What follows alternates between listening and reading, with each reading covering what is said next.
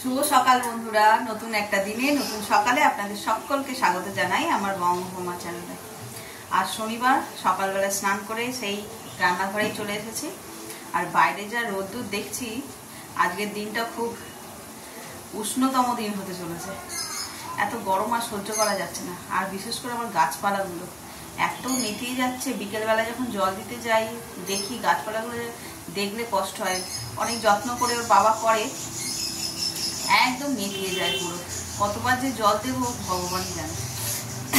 বৃষ্টি হচ্ছে, কিন্তু বৃষ্টি রাতের দিকে হচ্ছে, আর দিনের দিকে যা রোদ্দুর বেরোচ্ছে সেই জল আর কোনো কাজে লাগছে না। তো চলো আজকের দিনটাকে এখান থেকে দারুণভাবে শুরু করি। আর এদিকে রান্না তো আমার অনেকটা হয়ে এসছে। আজ শনিবার বললাম, নিরামিষ। কালকে চিচিঙ্গে কেটে রেখেছিলাম, দেখিয়েছিলাম, ওই চিচিঙ্গেটা বসতে হবে। আর দেখি কি করা যায়। আর অরড় ডাল করছি। আর আজকে আরেকটা জিনিস তোমাদের সঙ্গে শেয়ার করব, সেটা হচ্ছে যে ছোলা আর মটর ডাল ভিজিয়েছি, ওটা বড়া করব, করে ওটাকে দিয়ে কারি করব। সেটাই আজকে তোমাদের সঙ্গে শেয়ার করব। চলো, এই যে এখানে ভিজিয়ে রেখেছি ছোলা মটর ডালটা, এটাকে বেটে বড়া করব, করে আর তরকারি বানাবো।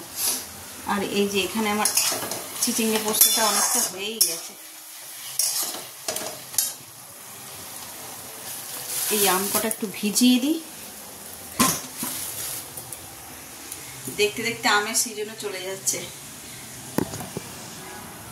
হিমসাগর আমগুলো খেতে এত ভালো লাগে যে এই যে আজকে আবার নিয়ে এসছে। আমাদের কদিন ছাড়া ছাড়াই আনে, যেমনটা তোমরা দেখেছো। সেদিনকার জামাই ষষ্ঠীর দিনকার দিদির বাড়ি গেছিলাম, সেখান থেকে এক ব্যাগ নিয়ে এসেছি। আমার ভাসুরজি এসেছিল, সে এক ব্যাগ মতো নিয়ে এসেছে। মানে আমি খাওয়া হচ্ছে, যে সিজনে যেটা ফল সেটাই খাওয়া ভালো, সেটা শরীরের জন্য ভালো আর মনেও। আর আমের তো কোনো তুলনাই নেই। তবে এই যখন থাকবে না বেশ কিছুদিন, মানে খেতে অসুবিধা, বিশেষ করে মায়ের। আমার মা কি করে, আম এত পছন্দ করে, যখন আম চলে যায় সেই সময়টা উনি সেই রাতের বেলা রুটি যেন খেতে চায় না। আবার আস্তে আস্তে দিন যায়, তারপরে উনি সেই টক দই খায়, তারপরে আবার টক দইতে নিজেকে নিয়ে যাবে। তারপরে দুর্গাপুজোর মতন আমরা যেরকম সারাটা বছর দুর্গাপুজোর জন্য অপেক্ষা করি, এই আমও তাই। কবে গরম পড়বে তবে আম আসবে। চলো আম কটা ভিজিয়ে নিই। দুর্গাপুজোর কথা বলতে মনে পড়ে গেল, দেখতে দেখতে দুর্গাপুজোও এসে যাচ্ছে। আর তো কটা মাস। খুব মজা বাঙালি, পকেটে পয়সা থাকুক চাই না থাকুক, কিন্তু দুর্গাপুজোর মজা হবে না যে বাঙালি বলবে। হ্যাঁ, পয়সা থাকলে তো অবশ্যই, দেখো পয়সা দিয়েই সব কিছু হয়, কিন্তু তাহলেও পয়সা থাকলেও তো অনেক সময় মন থাকে না। মন যদি ভালো না থাকে তাহলে সে পয়সা কোনো কাজে নেই। আমার তো খুব মজা হয়, মানে দুর্গাপুজো আসছে শুনেই, মানে কি বলবো, এই আগস্ট মাস, ওই যে বর্ষাকালটা পড়বে, ওই সময় কি হয়, একচোট বৃষ্টি হয়ে যাওয়ার পরে যখন ঝলমলে নীল আকাশ, তারপরে আকাশে সেই পিজা পিজা মেঘগুলো থাকে, ওইগুলো দেখলেই যেন মনে হয় না এই দুর্গাপুজো চলে এলো। তখন থেকেই যেন মনটা কি খুশি খুশি লাগে।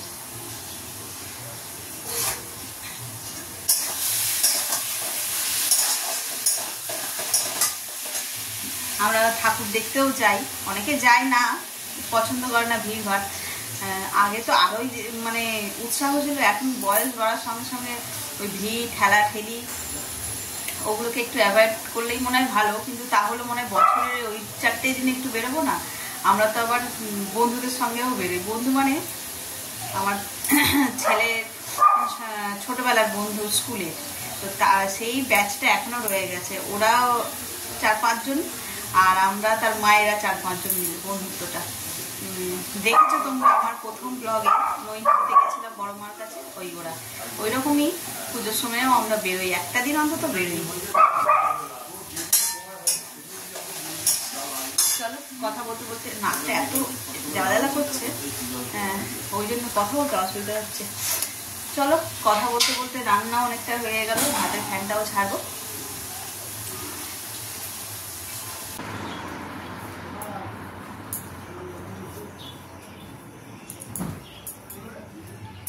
রোজ কিছু না কিছু কাঁচা। আর এই গরমকালে একটা জামা একবার পরলে আর সেই জামা পরা যায় না। নাইটি তো 2-3টে করে ভেজানো হয়ে যাচ্ছে, ঘেমে যাই। আর আমার কাজ তো রান্নাঘরেই, ওখানে তো পাকা এসি নেই, গরমে আরো ঘেমে যায়, ওগুলো আর পরে থাকা যায় না। গরমকালে একটা আনন্দ কি, কেচে মজা। যে কোনো জিনিস যত ইচ্ছা কাচো, ঠিক সময় শুকিয়ে যাচ্ছে। আর এই গরমকালে জামা কাপড়ও নোংরা হয় প্রচুর। নোংরা মানে কি, ঘেমো জামা আর কি, একটুতেই সব ঘেমে যাচ্ছে আর এই জামা কাপড় চেঞ্জ করা হচ্ছে।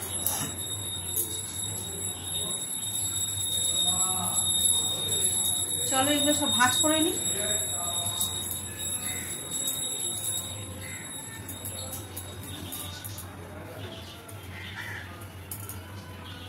সকালবেলা থেকে যদি এত গরম পড়ে, রান্নাঘরটাও নোংরা হয়েছে, ওটাকেও একটু পরিষ্কার করতে হবে, কিন্তু এত গরমে আর ইচ্ছা করে না।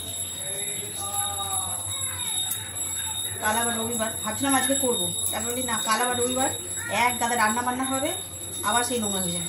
তাহলে কালকে দিনটা কেটে যাক, সোমবারে একটু রান্নার চাপ কম থাকে আমার। রবিবারে যা রান্না থাকে মোটামুটি একটু একটু রেখে দিই, আর রবিবারে এই সোমবারে শুধু ওই ডাল আলু ভাতে আর মাছ দিলেই হয়ে যায়।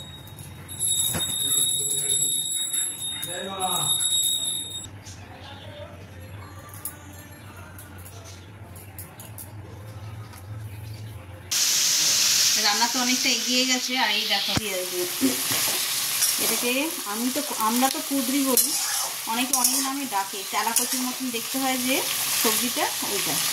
এটাকে একটু কালো জিরে কাঁচা লঙ্কা দিয়েছি, দিয়ে কালো জিরে আর কাঁচা লঙ্কা ফোড়ন দিয়ে এটাকে ভাজছি। আর এটাতে আজকে পেঁয়াজ দিতে পারবো না, কারণ আজকে নিরামিষ, আর পেঁয়াজ দিলে বেশ ভালো লাগে, স্বাদটাও ভালো হয়।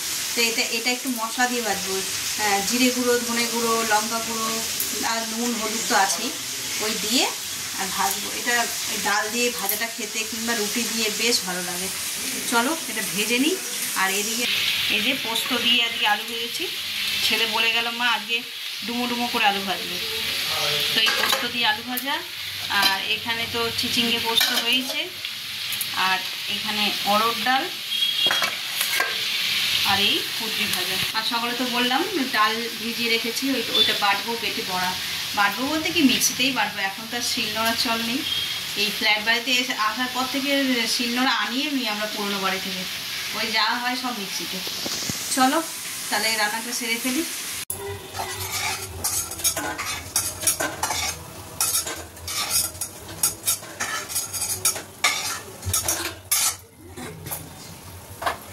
এই যে গরম গরম ডালের বড়া ভেজে নিলাম, এবার খেতে দেবো। চলো খাবারটা ওখানে বেড়েই রেখেছি, দিয়ে দিই।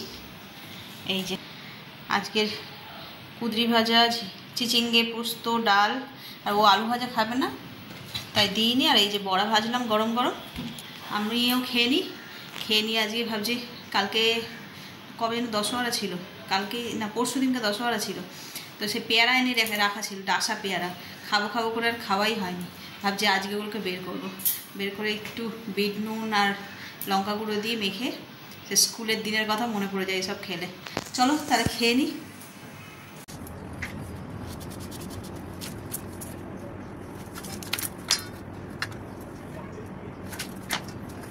কেটে নিয়েছি,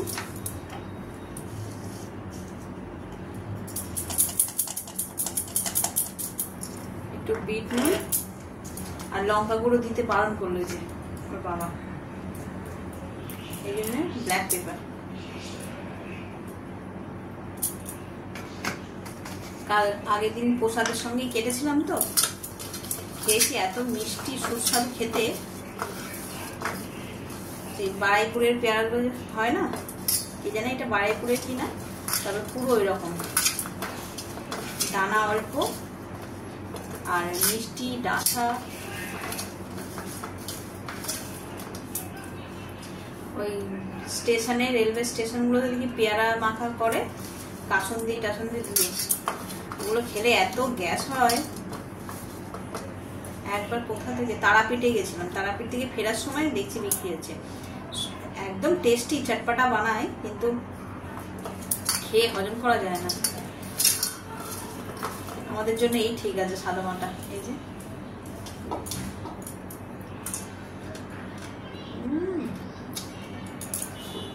অপূর্ব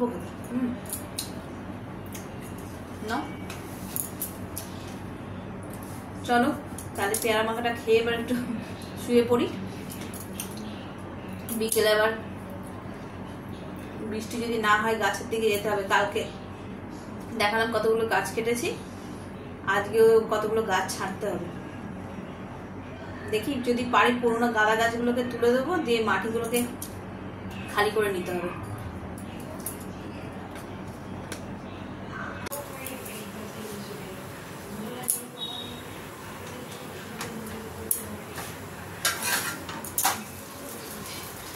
এই যে সন্ধ্যেবেলার টিফিন, ছেলের বায়না এখন এগ রোল খাবে।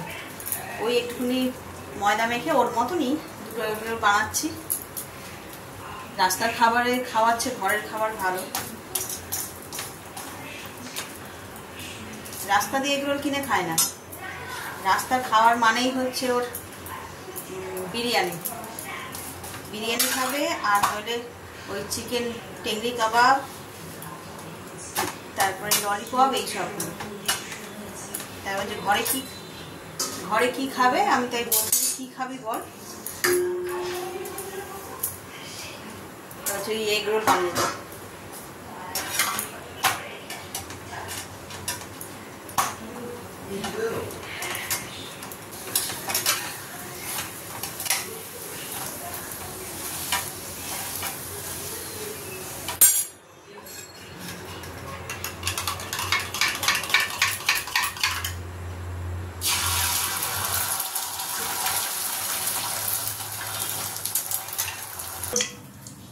ছোলা আর মটর ডালের বড়ার তরকারি করব বলে আগে প্রথমে কড়াই তেল দিয়ে নিয়েছি, নিয়ে এবার আস্তে আস্তে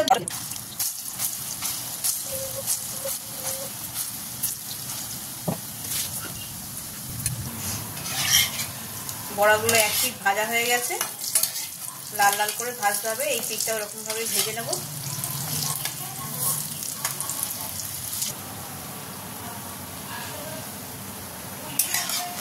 বড়াগুলো দেখো লাল লাল করে ভাজা হয়ে গেছে। এইভাবেই সবকটা বড়া আমি ভেজে তুলে নেব। বড়াগুলো তুলে নিয়েছি। এবার এই তেলের মধ্যে ফোড়ন দেব গোটা জিরে, তেজপাতা আর একটা শুকনো লঙ্কা দিয়ে এর মধ্যে কেটে রাখা আলুগুলো দিয়ে দেবো।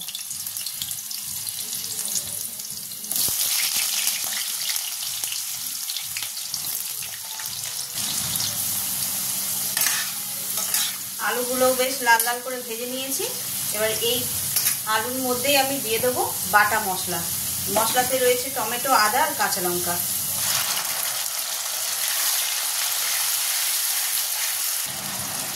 মশলাটা একটু কষানো হয়ে গেছে। এবার এতে দিয়ে দেবো স্বাদ অনুসারে নুন, হলুদ, জিরে গুঁড়ো, অল্প একটু ধনে গুঁড়ো আর অল্প সামান্য কাশ্মীরি লঙ্কা গুঁড়ো।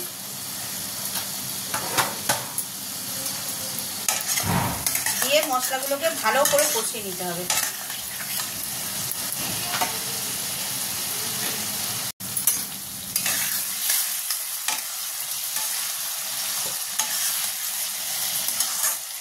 দেখো মশলাটা খুব ভালোভাবে কষানো হয়ে গেছে। এবার এতে দিয়ে দেবো জল। জলের পরিমাণ একটু বেশিই লাগবে এতে, কারণ বড়াগুলো দিলে অনেক জল টেনে নেয়, তাই একটু জলটা বেশি দিলাম।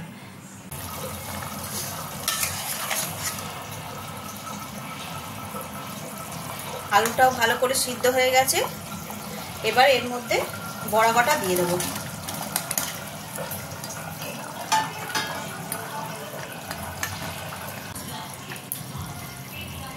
দু মিনিট হয়ে গেছে, বড়াগুলো ভিজেও গেছে। এবার এর মধ্যে দিয়ে দেবো ধনেপাতা। অনেকটা ঝোল দেখাচ্ছে, কিন্তু ঝোলটা টেনে নেবে।